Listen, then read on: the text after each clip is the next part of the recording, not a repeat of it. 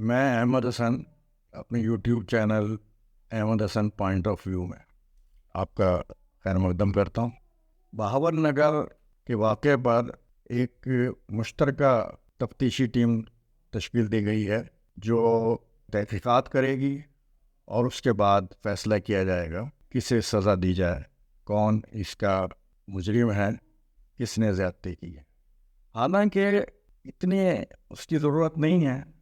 اگر غور سے دیکھا جائے اس کے سب سے بڑے مجرم وہ لوگ ہیں جنہوں نے پاکستان میں ایک طویل عرصے سے یہ قانون بنا دیا ہے، اصول بنا دیا ہے کہ طاقت ہی اصل قانون ہے۔ کوئی عدالت نہیں، کوئی آئین نہیں، کوئی اخلاقیات نہیں، بس جس کے پاس طاقت ہے اسی کا قانون چلے گا، اسی کی بات چلے گی، اسی کی بات ماننی چاہیے۔ اور یہ کوئی آج کی بات نہیں ہے، ایک زمانے سے چلا آ رہا ہے۔ ہم قرآن کریم میں بھی پڑھتے ہیں کہ فرعون نے کہا کہ انا ربکم الاعلی، میں سب سے بڑا رب ہوں، اس لیے کہ میرے پاس طاقت ہے، میں جس کو چاہوں مار دوں، جس کو چاہوں معاف کر دوں۔ یہ بڑھتے ہی جا رہے ہیں واقعات، اور یہ صرف ایسا نہیں کہ ایسے دو اداروں کے درمیان یہ واقعہ ہو گیا کہ جن کے پاس ہتھیار ہوتے ہیں۔ یہ ہماری جڑوں میں سرایت کر گیا ہے۔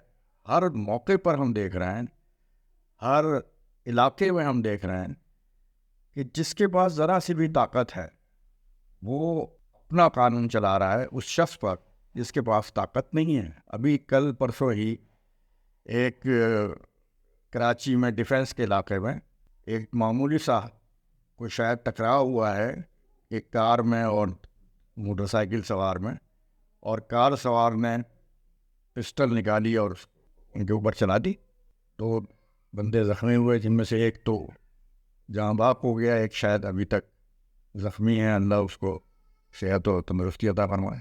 اس پر غور کرنا چاہیے کہ ہم اس کے اصل مجرم کون ہیں، اس کے اصل محرکات کیا ہیں، اس کے اصل اسباب کیا ہیں کہ معاشرے میں اتنا ایسا کیسے ہو گیا کہ کوئی اخلاقیات نہیں رہیں، کوئی اصول نہیں رہے، بس طاقت ہے اصل چیز۔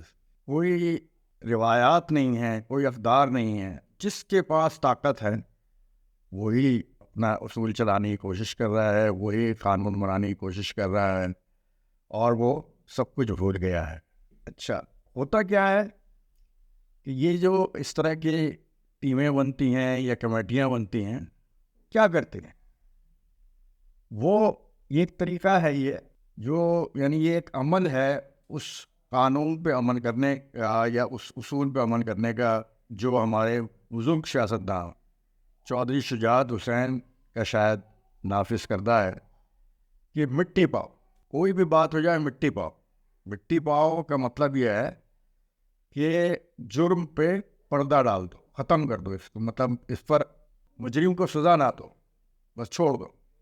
اور اس کا مطلب کیا ہے جو مجرم کو سزا نہ دینے کا؟ اس کا مطلب یہ ہے مجرموں کی حوصلہ افزائی، اور مجرموں کی حوصلہ افزائی کا مطلب یہ ہے کہ اب انتظار کرو کہ مزید یہ واقعات ہوں، اور یہ واقعات ہوتے ہی رہیں اور مٹی پائی جاتی رہے، مٹی پائی جاتی رہے گی اور یہ واقعات ہوتے رہیں گے، تو آپ سمجھ لیں کہ اس ملک کا کیا حال ہو۔ کیا یہاں پر کبھی جرائم ختم ہو سکیں گے؟ یہاں کبھی کمزور طبقات جو ہیں وہ سکھ کا سانس لے سکیں گے؟ نہیں، ایسا کبھی نہیں ہو سکے گا۔ یہ مٹی پاؤ والا جو اصول ہے یہ بہت ہی گمراہ کن ہے، اس میں فیصلہ کرنا چاہیے اور مجرموں کو سزا دینی چاہیے۔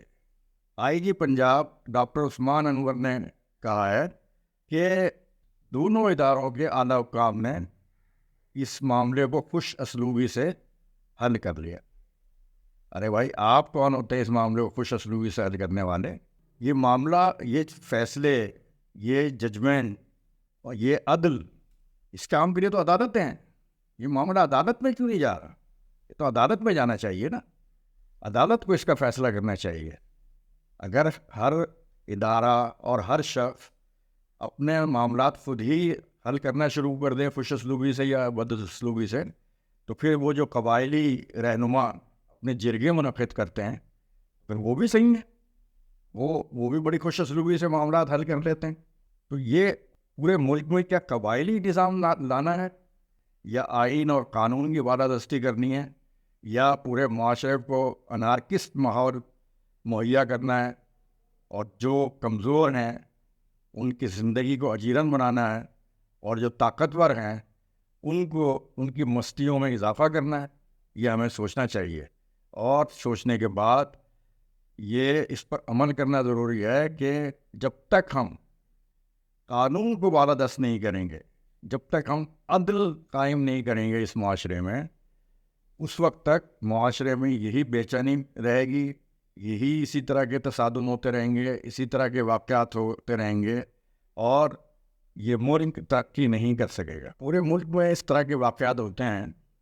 خاص طور پر ہم کراچی میں دیکھتے ہیں کہ یہاں پولیس اہلکار، اگر میں پولیس کی حمایت نہیں کر رہا، پولیس والے بھی ظلم کرتے ہیں اور ان سے غلطیاں ہوتی ہیں اور ان کی غلطیوں پہ پردہ ڈال دیا جاتا ہے، لیکن میں نے یہاں دیکھا ہے کہ پولیس اہلکار اگر کسی سیاستدان کے معمولی کارکن کو بھی روک لے تو اس کارکن سے نہیں پوچھ گچھ کی جاتی، اس پولیس اہلکار سے پوچھ گچھ کی جاتی ہے، اور اسے کم از کم اس کی سزا فوری یہ ہوتی ہے کہ اس کا کہیں نہ کہیں تبادلہ کر دیا جاتا ہے. تو اب نتیجہ یہ ہوا ہے یہاں کراچی میں دیکھتا ہوں کہ اب پولیس والے کسی بڑی گاڑی کو روکتے ہی نہیں ہیں. وہ صرف کس کو روکتے ہیں؟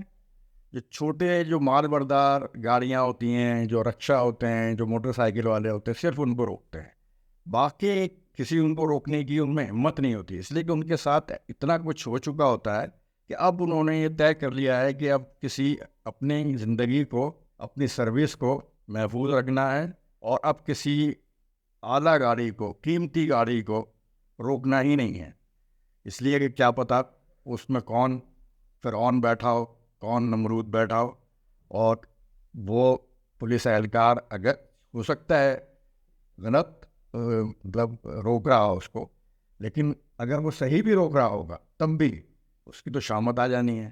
لہٰذا اب یہاں تو ہم یہ دیکھتے ہیں کہ پولیس اہلکاروں نے بالکل آنکھیں بند کر لی ہیں، اور بس وہ سڑکوں پہ، چوراہوں پہ صرف موٹر سائیکلوں کو روک رہے ہیں، اور بیچارے جو یہاں پک اپ ڈرائیور ہیں جو سامان کی نقل و حمل کرتے ہیں ان کو روک رہے ہیں، اور ان سے پوچھ گچھ کر رہے ہیں، اور ان سے جو کچھ حاصل کر سکتے ہیں وہ حاصل کر رہے ہیں. تو ہمیں یہ سوچنا چاہیے کہ ہمارا معاشرہ کس میں ہے.